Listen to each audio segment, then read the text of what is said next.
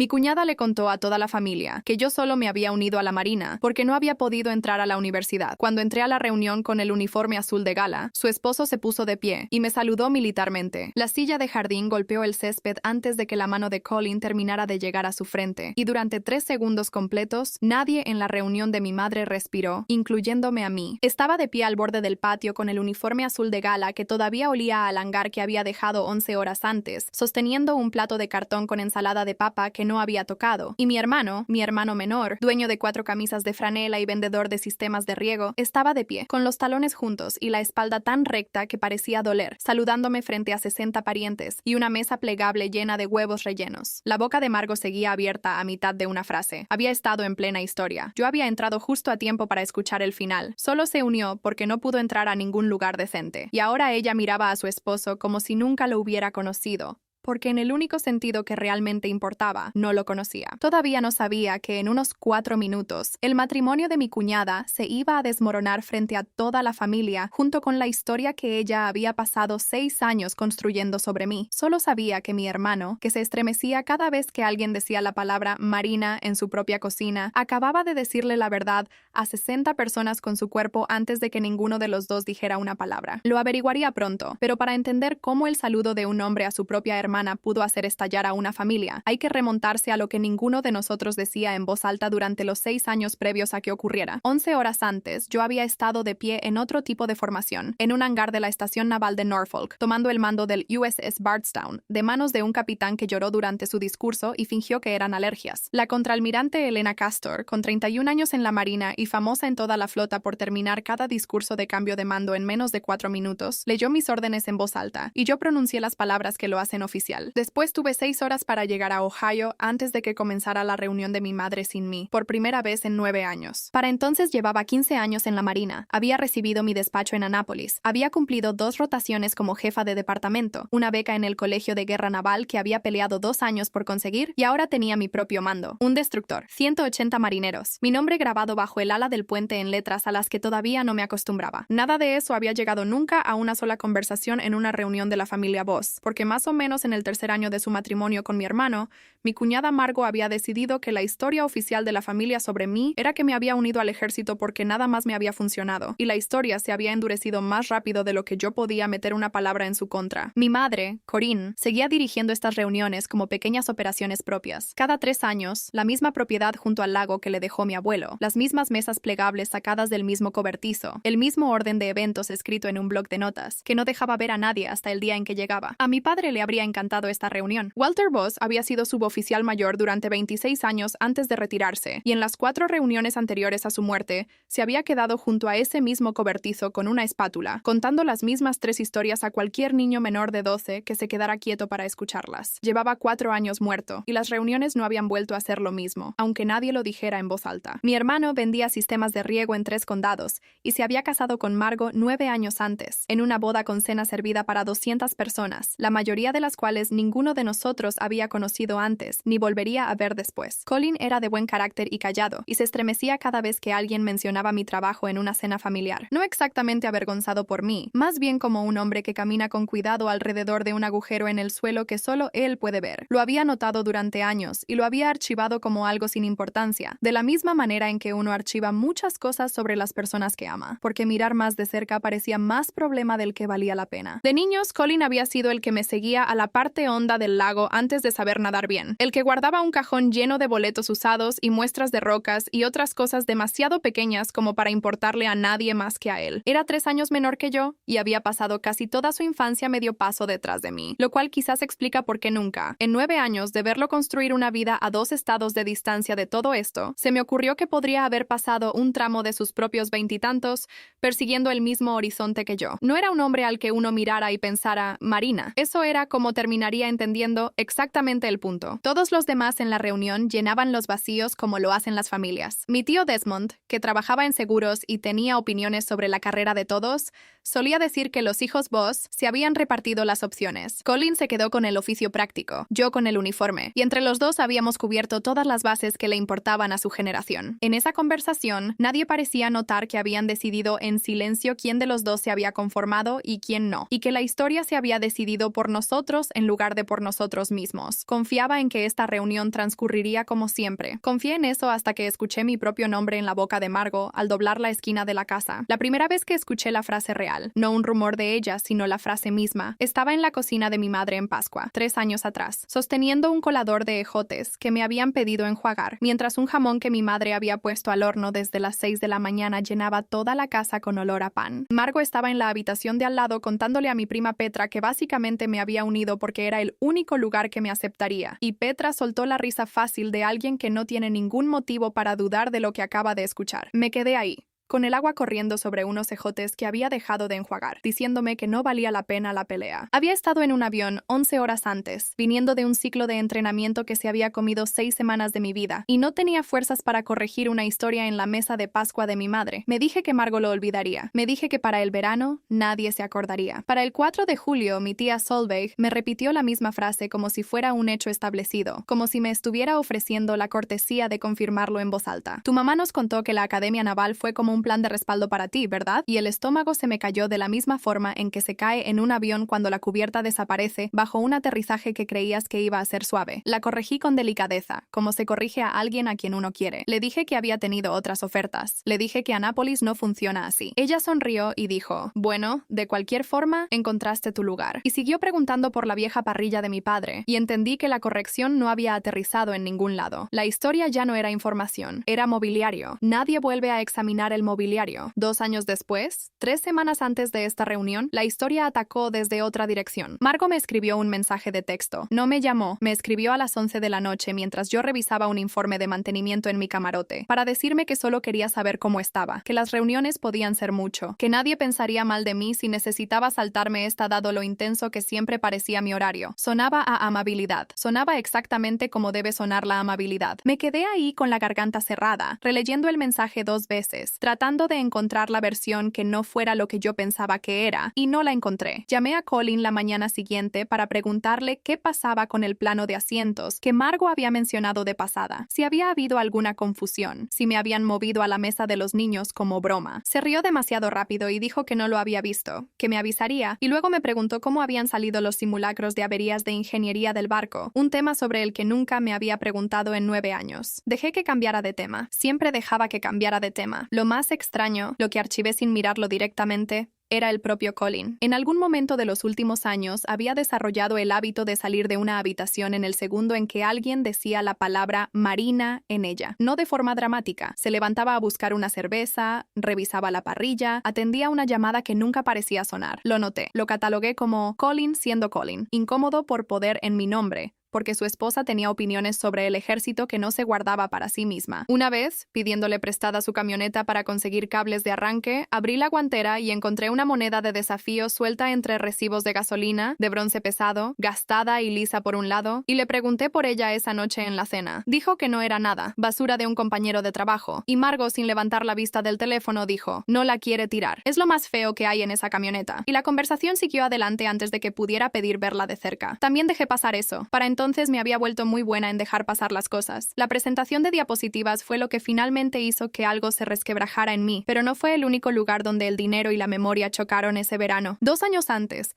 la familia había reunido poco más de $600 para pagar un adoquín conmemorativo en el Parque de Veteranos del Centro, grabado con el nombre de mi padre y su rango, suboficial mayor de la Marina de los Estados Unidos, algo pequeño y permanente que toda la familia había acordado en la última reunión. Margo se había ofrecido a encargarse del pago ya que estaba coordinando la logística. El adoquín nunca se encargó. Cuando mi madre finalmente preguntó al respecto 18 meses después, Margo dijo que el fondo se había incorporado al presupuesto general de la reunión para pagar a un fotógrafo profesional en su lugar y que estaba segura de que mi padre habría preferido tener fotos bonitas de sus nietos antes que una losa en un parque que nadie visita. Mi madre lo dejó pasar, como dejaba pasar la mayoría de las cosas relacionadas con Margo, y yo no me enteré de nada de eso hasta la llamada telefónica, que finalmente me contó lo de las fotografías. Margo había asumido la logística de las reuniones el año en que murió mi padre. El duelo le hace espacio a cualquiera dispuesto a sostener una tablilla con sujetapapeles, y este año estaba produciendo lo que llamaba un video de recuerdos familiares para pasar después de la cena. Mi madre mencionó, casi de pasada, en esa misma llamada 2 semanas antes de la reunión, que Margo había quitado 8 fotografías de la presentación, 8 fotografías de mi padre en uniforme, ceremonias de nombramiento, un reenganche en una cubierta de vuelo, la foto de su retiro donde le estrecha la mano a un almirante con la mandíbula apretada para no llorar. La razón que dio Margo, transmitida de segunda mano a través de mi madre con esa voz cuidadosa que usa mi madre cuando trata de no provocar algo, era que lo militar no encajaba con el tono cálido y centrado en la familia que ella buscaba. Me temblaban las manos cuando colgué el teléfono, no exactamente de rabia, más bien ese frío específico que da ver a alguien editar a un hombre muerto fuera de su propia memoria. Llamé a Margo directamente. Me dijo que la presentación ya estaba cerrada, que cambiarla ahora significaría rehacer todo, que estaba segura de que mi padre lo entendería, como si ella tuviera alguna autoridad para hablar por lo que mi padre entendería o no. La semana antes de la reunión, conduje hasta allá 2 días antes para ayudar a mi madre a limpiar el garaje, que se había convertido, en ausencia de mi padre, en un museo que nadie visitaba. Detrás de una pila de latas de pintura, encontré una caja que no reconocí, y dentro, todavía en su marco, una fotografía de la cubierta de un barco. Marineros jóvenes en overoles, curtidos por el sol y sonrientes, con los brazos sobre los hombros de los demás. Me tomó 10 segundos completos encontrar el rostro de Colin en ella. Más joven, con la mandíbula más marcada, con pantalones de trabajo y botas con punta de acero, y una expresión que nunca había visto en él en 9 años de fiestas. Debajo de la foto,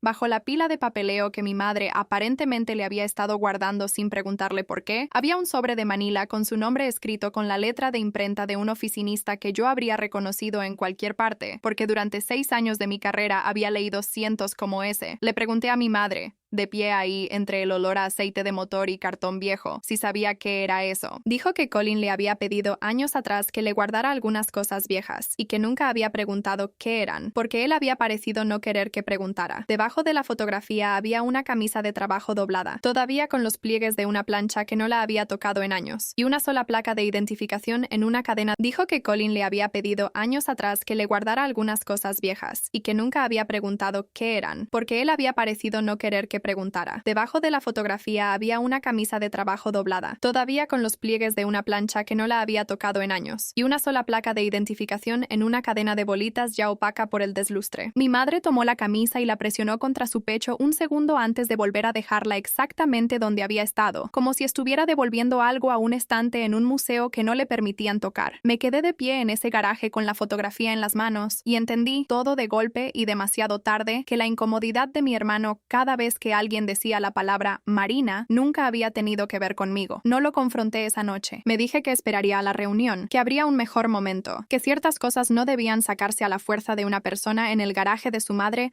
2 días antes de una fiesta. Lo que no admití del todo ahí de pie era que, en el fondo, una parte de mí lo había sabido desde hacía mucho tiempo, desde la noche en que encontré esa moneda en su guantera y dejé que cambiara de tema, y simplemente nunca había dejado que ese saber se convirtiera en una decisión, porque la verdad era que había conocido a mi hermano antes de conocerlo realmente como mi hermano, 6 años antes de que se casara con Margo, cuando él era un tercer maquinista de 19 años, y yo era una oficial de división de 26, a 3 meses de mi primera rotación de mar, a bordo del USS Alderman, número de casco DDG 119, comisionado la primavera en que me gradué de la academia. No lo até cabos yo misma, no durante las primeras semanas. Voss es un apellido bastante común, y yo tenía a unos 40 marineros bajo mi mando, sin ningún motivo para suponer que alguno de ellos compartiera una infancia conmigo a 2 estados de distancia. Fue Colin quien lo descubrió primero, acorralándome fuera de la sala de máquinas con una expresión como si hubiera visto un fantasma, y durante más o menos una semana acordamos, mutuamente y sin mucha discusión, mantenerlo en secreto. Yo no estaba en su cadena directa de mando, no exactamente. Él trabajaba para el departamento de ingeniería. Yo dirigía una división distinta, pero aún así habría generado preguntas que a los 26 años no tenía especialmente ganas de responder. Preguntas sobre favoritismo que yo no había hecho nada para ganarme ni merecer. 4 meses después de iniciado ese despliegue, durante un reabastecimiento en marcha en aguas agitadas frente a la costa de un país que todavía no puedo puedo nombrar en una conversación casual, Colin cometió un error, uno serio. Una válvula de la que era responsable de monitorear quedó en la posición incorrecta durante una transferencia de combustible, y durante unos 90 segundos hubo un riesgo real y documentado de incendio en un espacio que no perdona los incendios. Nadie salió herido. La investigación que siguió tardó 11 días, y no le importó que nadie hubiera salido herido. El suboficial mayor Rubén Álvarez, con 22 años en la flota para entonces, y no un hombre que le ahorrara sentimientos a nadie, dirigió la investigación inicial y volvió con una recomendación de que Colin fuera enviado a consejo de guerra del capitán por incumplimiento del deber, una marca permanente en el expediente de un joven de 19 años que lo habría seguido durante el resto de la carrera que le quedara, suponiendo que le quedara alguna. El mando abrió una investigación formal del incidente, del tipo que genera una carpeta lo bastante gruesa como para necesitar su propio clip. Declaraciones de cada marinero de guardia esa noche.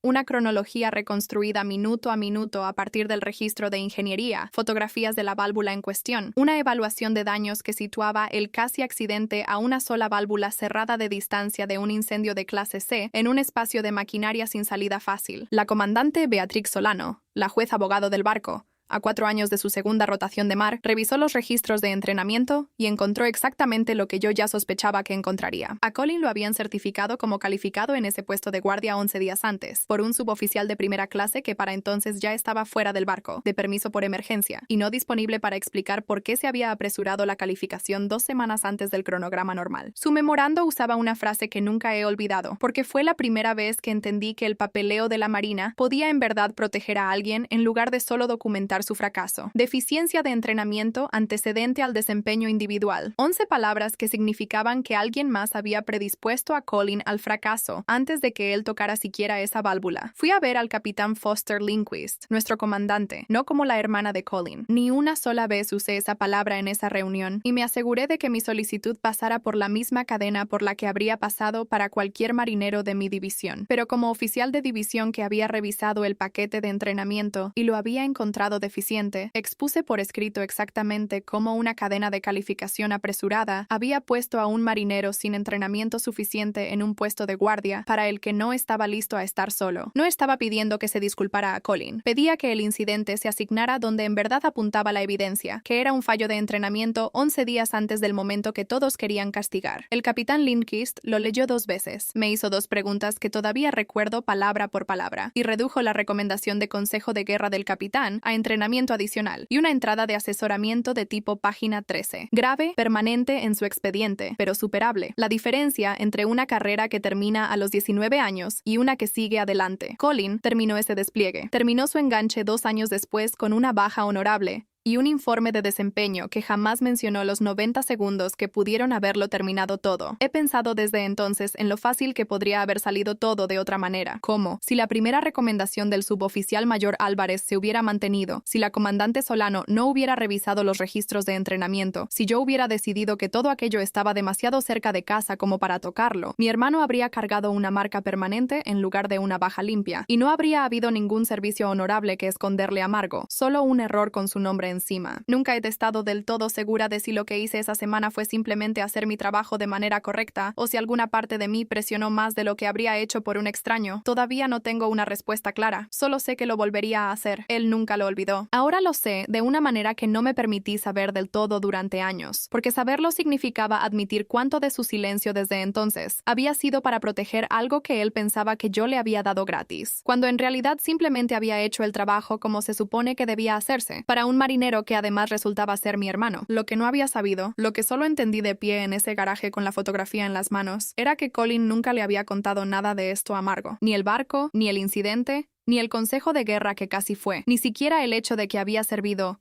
más allá, al parecer, de alguna vaga mención inicial que había desmentido tan por completo que para cuando yo entré a la familia como su cuñada, Margo había asumido la versión en la que su esposo nunca había usado un uniforme en su vida. Entendí por fin por qué se estremecía cada vez que la palabra marina aparecía en su propia cocina. No se estaba protegiendo de una esposa que despreciaba al ejército. Estaba protegiendo todo un año oculto de su vida de una esposa que lo despreciaba y protegiéndome a mí, a su manera retorcida, de convertirme algún día en la razón por la que se descubriera ese escondite. No llegué a terminar ese pensamiento en el garaje, porque mi madre me llamó desde la puerta de la cocina, preguntando si podía ayudar a cargar las mesas plegables. Y la reunión llegó como llegan siempre las reuniones, de golpe, sin ningún aviso de que la versión del día que habías planeado no iba a ser la que ibas a tener. Conduje desde el hotel la tarde siguiente con el uniforme azul de gala, porque esa mañana había tenido un cambio de mando y no había tenido tiempo de cambiarme. Y porque alguna parte cansada y honesta de mí había decidido, en algún punto entre el garaje y la autopista, que ya había terminado de recortarme a mí misma para encajar en una historia que nunca había sido cierta. Caminé bordeando la casa hacia el sonido de la fiesta, sin llevar nada más que el plato que alguien me puso en las manos en la entrada, y escuché la voz de mi cuñada dirigida a un público, a mitad de frase, dejando caer la línea que debía de haber pronunciado una docena de veces en 6 años,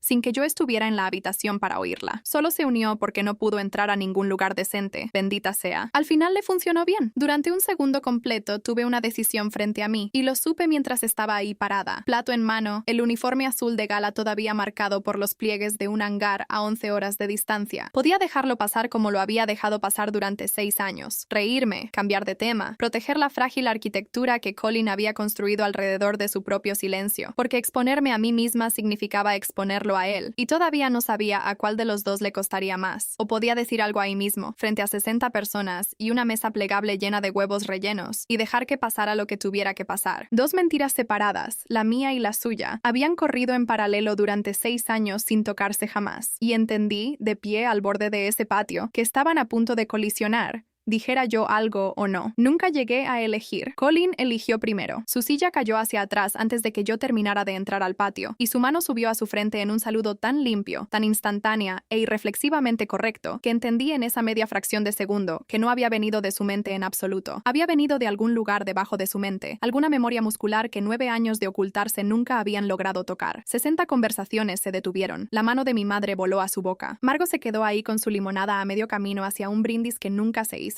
mirando a su esposo como si nunca lo hubiera conocido. Colin, dijo, y su voz sonó delgada y extraña. ¿Qué estás haciendo? Él no le respondió de inmediato. Me estaba mirando a mí, y por un segundo lo vi decidir algo de la misma manera en que yo había estado a punto de decidir algo 30 segundos antes. Si reírse, culpar a una broma, sentarse de nuevo y dejar que el momento muriera como habíamos dejado morir 100 momentos antes que ese. Después metió la mano en el bolsillo y sacó una moneda, no la moneda de la guantera, una gemela de ella, de bronce, gastada y lisa por un lado de tantos años de que un pulgar la volteara, y la levantó para que todo el patio la viera, de la misma forma en que se levanta una prueba en un juzgado. USS Alderman, dijo, lo bastante fuerte para que hasta los niños junto al muelle se dieran vuelta. DDG 119. Comisionado en marzo del año que cumplí 19. Miró a Margo, y su voz se quebró y se estabilizó en el mismo aliento. Serví 4 años, maquinista. Casi me enviaron a consejo de guerra por un error que no fue completamente mío, y la oficial que evitó que eso pasara fue mi oficial de división. Me hizo un gesto con la cabeza, y algo en su rostro que no había visto desde aquella fotografía en el garaje salió a la superficie. Fue ella. Ha sido ella todo este tiempo. El patio no hizo ningún ruido. En algún lugar detrás de mí, una puerta mosquitera crujió y se detuvo, como si hasta la casa estuviera escuchando. Me dijiste que nunca serviste, dijo Margo, y vi como 6 años de certeza se le iban de la voz de golpe. Me dijiste, tu familia me dijo, que ella simplemente no había podido entrar a ningún lado, que la marina había sido una especie de plan B. Te dije eso porque tú ya me habías dicho lo que pensabas de la gente que usa ese uniforme, dijo Colin, tranquilo ahora, pero sin retroceder. Te escuché decirlo sobre mi propia hermana durante 6 años, y dejé que se quedara así porque tenía más miedo de lo que pensarías de mí que de lo que le estaba haciendo a ella. Mi madre ya estaba llorando para entonces, ese llanto silencioso y específico que hace cuando trata de no armar una escena en su propia fiesta. Una mano apoyada plana contra su pecho, como si pudiera contener algo en esa dirección, y entendí, mirándola, que había pasado 4 reuniones llorando a mi padre un poco más en silencio de lo necesario, porque la presentación de Margo y la historia de Margo sobre mí habían hecho que toda la familia fuera un poco más pequeña de lo que debía ser. Dejé el plato sobre la mesa más cercana. Para que conste, dije, y mi voz salió más firme de lo que esperaba. No entré a la Academia Naval porque fuera un plan de respaldo. Rechacé otras 2 ofertas para ir. Es más difícil entrar ahí que a la mayoría de las escuelas a las que la gente supone que me conformé. Miré a Margo, no con la satisfacción que podría haber esperado sentir, sino con algo más parecido al cansancio. Dejé que la historia se mantuviera durante mucho tiempo porque corregirla siempre parecía más problema del que valía la pena. Me equivoqué. Le costó a mi hermano 6 años escondiendo quién era en su propia casa, y casi le costó a mi padre su lugar en la memoria de su propia familia. Margo no tuvo nada que decir a eso, porque corregirla siempre parecía más problema del del que valía la pena. Me equivoqué. Le costó a mi hermano 6 años escondiendo quién era en su propia casa, y casi le costó a mi padre su lugar en la memoria de su propia familia. Margot no tuvo nada que decir a eso. Se quedó ahí, con la limonada todavía en la mano, mirando a su esposo como si tratara de reconstruirlo a partir de piezas cuya existencia no había conocido una hora antes. Y por primera vez en 9 años, nadie en ese patio estaba esperando escuchar lo que ella pensaba. La presentación de diapositivas se pasó después de la cena de todos modos. Mi madre insistió, en voz baja pero con una firmeza que ninguno de nosotros discutió. Y Colin pasó 20 minutos antes de que empezara buscando en las viejas carpetas de fotos familiares en la laptop de Margot, mientras ella miraba desde el otro lado de la habitación sin decir nada, restaurando las fotografías de mi padre una por una hasta que las 8 volvieron a su lugar. Cuando finalmente pasó el video, Walter Boss apareció en la pantalla del proyector con su uniforme blanco de gala, estrechando la mano de un almirante en una ceremonia de retiro que ninguno de los primos de Margot había visto nunca, y Colin se quedó de pie al fondo del grupo, con la mano apoyada plana contra su propio pecho. No del todo un saludo, solo un hombre finalmente permitiéndose mirar. Margot se fue temprano. Nadie la detuvo. Colin se quedó hasta que se guardó la última mesa plegable, ayudando a mi madre a apilar sillas en un silencio que, por primera vez en años, parecía pertenecerle a él, y no a algo que estaba escondiendo. 4 meses después, Colin me envió una foto de su pasillo, una vitrina colgada sobre el interruptor de la luz, su vieja gorra, su insignia de operaciones, una fotografía de la tripulación de cubierta del Alderman y la moneda montada justo en el centro. Debajo de eso, una semana más tarde, llegó un sobre a mi nuevo destino con la letra de Margot en el frente. Adentro había una sola tarjeta, de 3 frases, agradeciéndome mi servicio en el lenguaje rígido y cuidadoso de alguien que todavía no había terminado de descubrir cómo decirlo en serio, pero que, por primera vez en 6 años, al menos lo había intentado decir en voz alta.